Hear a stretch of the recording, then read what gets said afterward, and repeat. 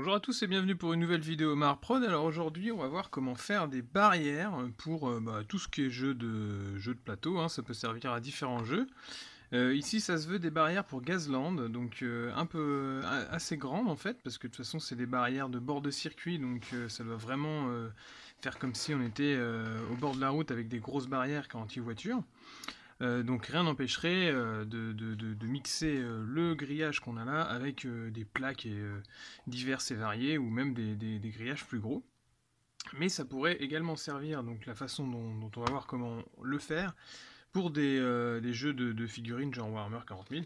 Quand on voit les derniers Space Marine, là le grillage il est même un petit peu petit, parce que du coup les grillages c'est censé être au-dessus des gens, sinon ça serait trop facile à passer, hein. Donc là c'est entre les deux on va dire, c'est un peu petit pour du 40 000, ou alors juste à la bonne taille, et un peu grand pour la voiture. Et l'avantage c'est que moi je pourrais m'en servir pour d'autres jeux, donc c'est pour ça que j'ai fait sous cette forme. Ici, on voit en fait le déroulé de la fabrication, du modèle peint jusqu'aux étapes qui sont nécessaires de faire avant d'arriver à cette étape-là. En gros, je vais encore utiliser du médium, comme je vous avais parlé pour les portes Gazland. Donc c'est de l'isorel en gros, hein, c'est pas du médium. Enfin, je disais médium, mais c'est plus de l'isorel, c'est-à-dire que le grain est plus gros, hein, j'en ai déjà parlé. Ça, c'est la base. Ensuite, du coup, je réutilise également de la grappe plastique, parce que c'est un matériau qui est quand même assez facile à utiliser, et puis en plus, ça recycle un peu si vous les avez gardés, donc c'est pratique.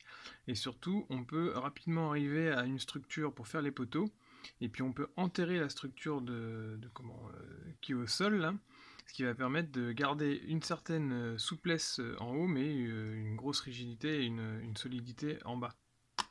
Donc plutôt pratique. Et donc l'idée ensuite c'est de meubler la texture, puis en plus ça alourdit un petit peu le socle avec de l'enduit de rebouchage pour venir vraiment recouvrir la barre de soutien en bas. Et puis après on va mettre dessus un filet de ce type. Alors vous pouvez trouver différentes sortes de filets, hein. Il y en a carrément des métalliques. Mais pour arriver à une certaine finesse comme ça, vous n'aurez pas du métallique, parce que le métallique, au cas où vous ne sachiez pas, c'est du métal déployé. C'est-à-dire que c'est une feuille de métal qui va être découpée à différents endroits, puis ensuite il les étire. Du coup, ça garde quand même une certaine épaisseur, et pour la figurine, c'est un petit peu gros. Ça dépend ce que vous voulez en faire. Donc ici, c'est simplement du filet, genre filet de tomate, comme ça. Filet de patate, ça peut servir, mais c'est un peu plus gros. Et donc, on va simplement le découper. Ça se découpe très bien au ciseau, hein. On fait des bandes un peu carrées, quoi. Le reste servira pour autre chose. Et puis l'idée, c'est de l'installer donc sur ce module avec un bout de grappe. Donc là, on a l'étape numéro 2, l'étape numéro 3, l'étape finale. Je fais différentes formes, hein. Ça peut servir à se mettre dans les virages pour les voitures, ou alors même à l'extérieur, ou alors des plus petits comme ça. Donc on peut vraiment faire un circuit une fois que vous avez tout plein de formes. L'idée c'est d'en faire plusieurs. Et donc comme je vous disais, on va reprendre un peu de grappe. Donc là on a par exemple, on va dire 7... En fait il faut regarder les poteaux. Ça pourrait servir à faire vraiment un grand virage. Et je vais prendre celui-là parce qu'il y a un poteau au milieu. Donc du coup, hop là, je coupe la grappe.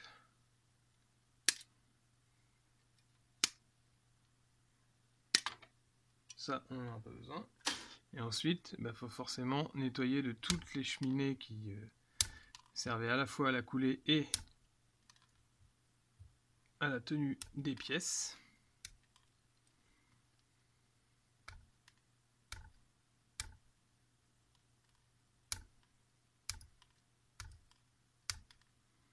Tout en gardant la structure ici, hein, comme je vous dis, puisqu'on va la coller à la fois sur le socle, puis ensuite on va la recouvrir avec de la texture.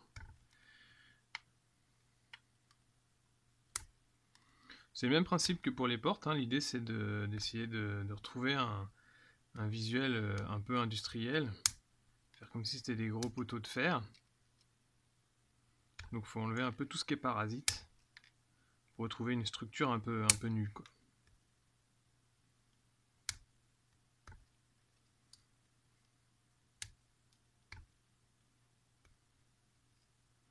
Alors avec une bonne pince coupante qui coupe à ras comme ça se fait assez rapidement.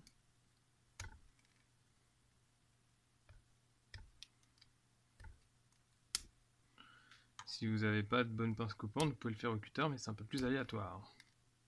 Ou du moins attention à vos doigts.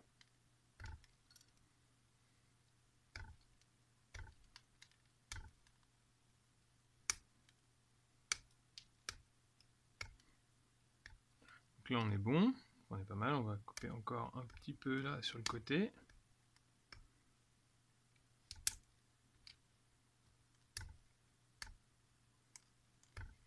Voilà, j'en ai mis partout. Il y a encore un bout de queue de tomate.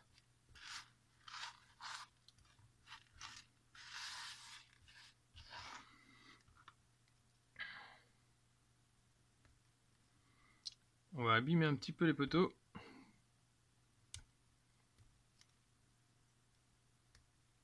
Tout ça, ça fera de la texture un peu supplémentaire à la peinture.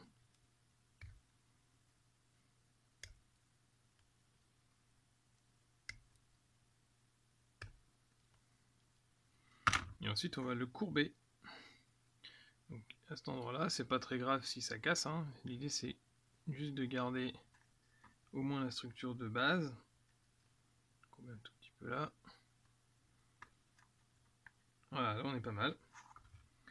Donc là, hop, on va y aller à la colle cyano pour aller plus vite. Si j'en ai encore, c'est bon.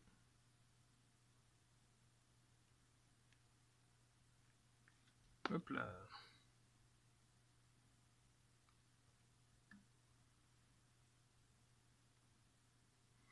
Je colle directement sur le socle d'Isorel. Côté strié pour la texture.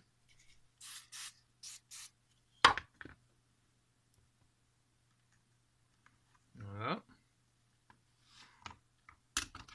Et ensuite, je viens vérifier. Donc là, l'idée, c'est on va coller là, on va passer derrière, comme ça, le filet va bien rester en place et il ne va pas risquer de se décoller.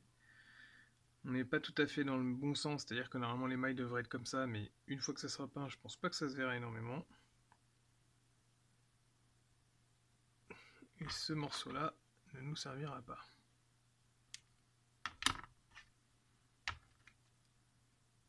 C'est pas grave si le filet est abîmé en haut, hein, au contraire.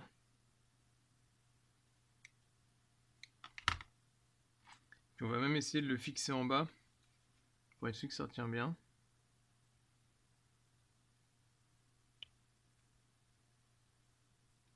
Voilà, je mets de la colle comme ça, je passe derrière.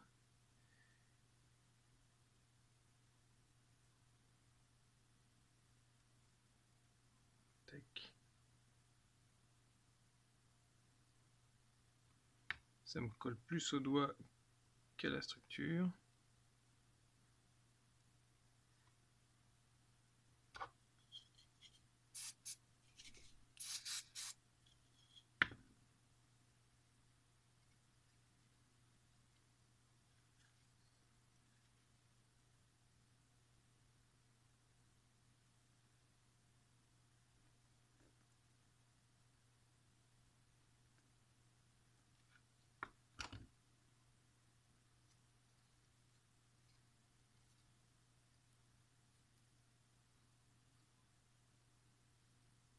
Je suis pas loin d'être à court de colle, mais je pense que ça va suffire.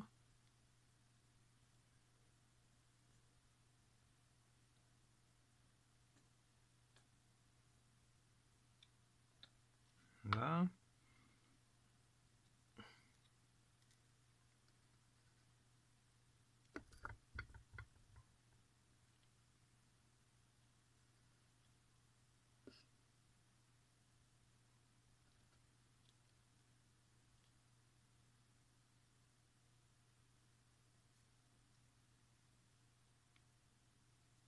Voilà. Donc en gros, on a notre structure de filet. Bon, là, j'ai tordu un peu parce que j'étais un peu court.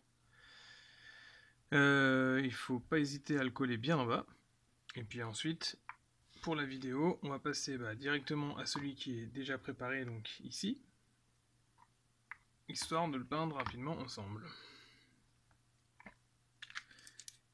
Donc là, ce que je vais faire, c'est retrouver cette couleur-là, pour qu'il soit raccord avec la porte, c'est-à-dire les nuances de marron avec avec la texture de sol brossée là.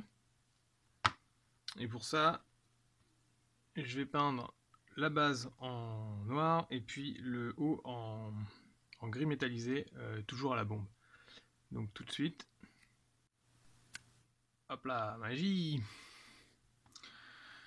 Donc voilà pour la sous-couche, hein, on est toujours sur de la bombe classique, comme je vous en parle à chaque fois, c'est-à-dire de la Montana Gold ou Black. Sous-couche de noir, sous-couche de gris brillant en haut. Et maintenant, on va passer à la peinture classique. Donc pour pas se tromper, on reprend exactement les mêmes teintes que d'habitude, c'est-à-dire le blanc qui va servir de brossage à sec, un ocre qui va servir de premier éclaircissement, la base de marron, quelques noirs au cas où. Ça, c'est l'orange pour la rouille, et puis le texture Martian Earth, là, ah non, c'est du Goldfang Brown, j'ai encore les anciens noms dans la tête. Éventuellement un petit peu de métallique si jamais il y a des raccords à faire.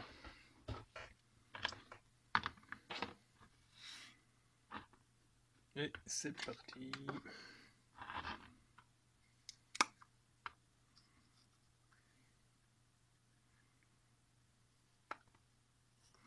Donc comme d'habitude, peinture dans le frais. C'est-à-dire que je pose mes marrons un peu n'importe où comme ça. C'est pas grave si on déborde sur le grillage puisque de toute façon les textures de sol dans les univers un peu désertiques, post-apocalyptiques, ça déborde de partout. Hop là. Ça va suffire. Hop, on passe directement à l'ocre. Et le tout va se mélanger tranquillement. C'est vrai qu'au début on a un peu l'impression que ça fait du camouflage militaire. Hein. Mais c'est le brossage à sec de fin et puis les derniers éclaircissements qui font qu'en fait les couleurs se lient entre elles.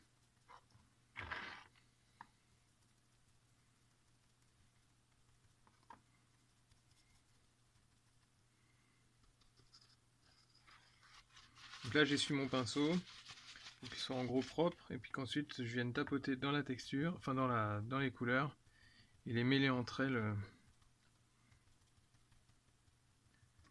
Pas que la couleur que je viens de mettre au pinceau interfère trop et passe au-dessus d'une autre.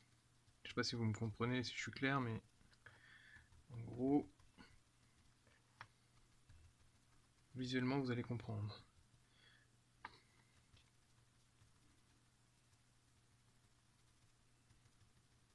Faut pas hésiter à revenir sur certaines couleurs. Là il y a un petit peu trop d'ocre, donc je vais peut-être remettre un tout petit peu de marron foncé.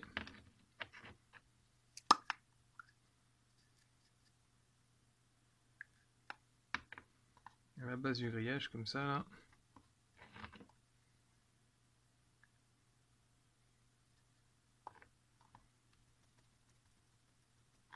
Voilà.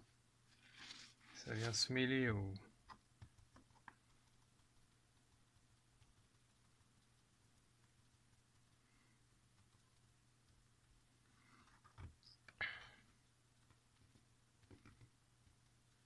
Donc là j'hésite pas à déborder un peu, ça va me servir également pour la rouille. Pour la rouille j'utilise la peinture texturée comme ça, là, les peintures un peu sèches, qui ont déjà une texture granuleuse à l'intérieur. Puis je vais venir passer à la fois sur les poteaux et sur le grillage. Pour donner un peu de la nuance. Quitte à laisser des zones de grains. Hein.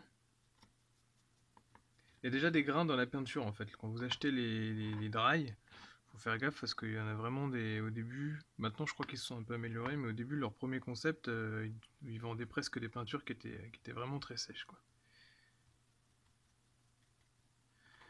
Ou du moins qui séchaient un peu vite par rapport au prix des pots.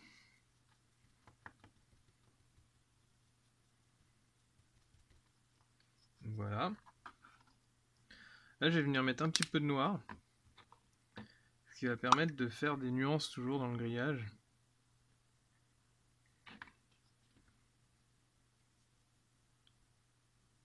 Qui se verront plus en fait par transparence.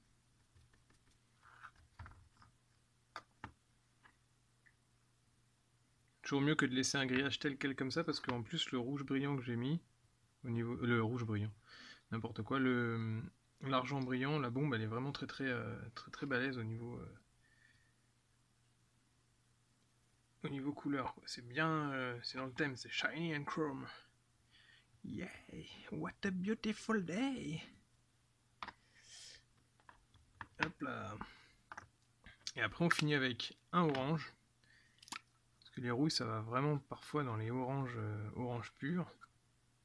Alors là comme j'ai du noir et puis que mon pot il est presque... on peut dire qu'il est mort.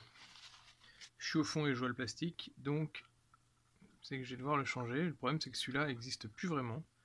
C'était du Blazing Orange, aujourd'hui je crois que ça a été remplacé par du Wheel Rider, et le Wheel Rider est quand même pas pareil. Je crois que j'en ai un pot, on va comparer. Ah, c'est quand même pas du tout la même couleur. On a la limite du rose avec celui-là, et lui il avait vraiment un peps. Alors je me trompe peut-être, hein, peut-être qu'il a un équivalent qui est un peu plus... je sais pas, peut-être le truc qui sert à peindre les cheveux des trolls, les cheveux des chasseurs de trolls, je veux dire.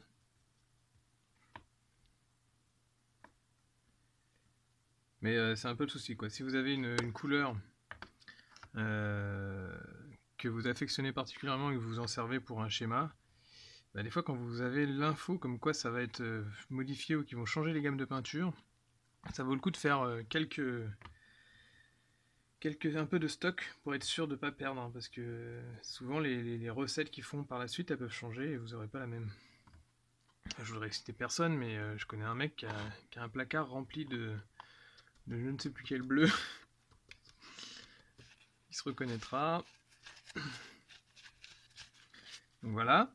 Petit coup d'accélérateur warp. Parce que bah il fait pas assez chaud à cette époque, donc voilà.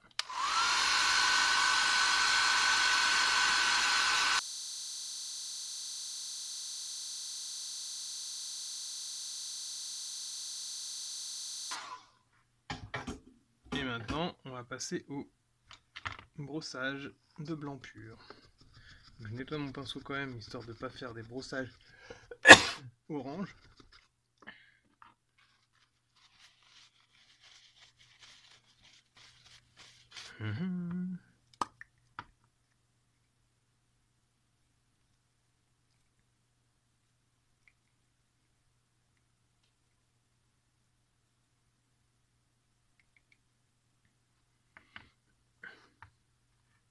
Là on est vraiment dans le pot spécial brossage, hein, parce qu'il est tellement sec. Et je viens brosser donc doucement. Juste pour accrocher les reliefs. C'est presque une caresse, hein, au niveau du pinceau, parce que au début on n'est pas trop sûr de savoir s'il y a beaucoup de peinture ou pas, donc pour pas faire une grosse trace blanche, le mieux c'est d'y aller doucement.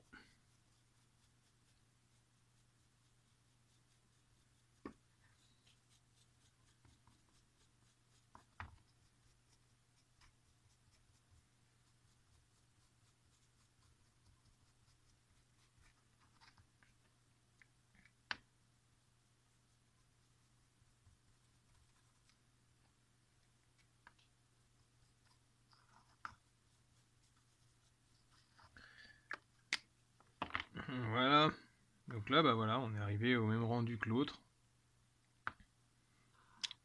Avec quelque chose qui brille un petit peu au niveau du métal, donc c'est pas trop mal. Peut-être que je mettrai un coup de vernis dessus, parce que je suis pas sûr que le grillage, enfin que la texture un peu lisse quand même du grillage, du sachet de tomates tienne bien la peinture à terme, mais bon, on n'est pas censé non plus écraser les décors, donc ça va. Donc voilà, comment faire des petits grillages, que ce soit pour Warhammer 40 000 ou Gazland, donc en l'état. Plus qu'à finir ces deux petits là. J'espère que ce tuto rapide vous aura plu. Et puis je serai pas sans en refaire sur Gazland, hein, que ce soit des obstacles ou même des conversions de voitures. Et puis de toute façon je continuerai également les tutos peinture et décor sur Warhammer 40 000, tout ce qui est jeu de figurines, War Machine, Horde, peut-être du Age of Sigmar bientôt, on verra. Kill Team, etc. J'espère que ça vous a plu, en tout cas à bientôt pour une autre vidéo, et n'hésitez pas à vous abonner, à partager ce que je fais, et à me mettre un petit pouce bleu. Merci à tous.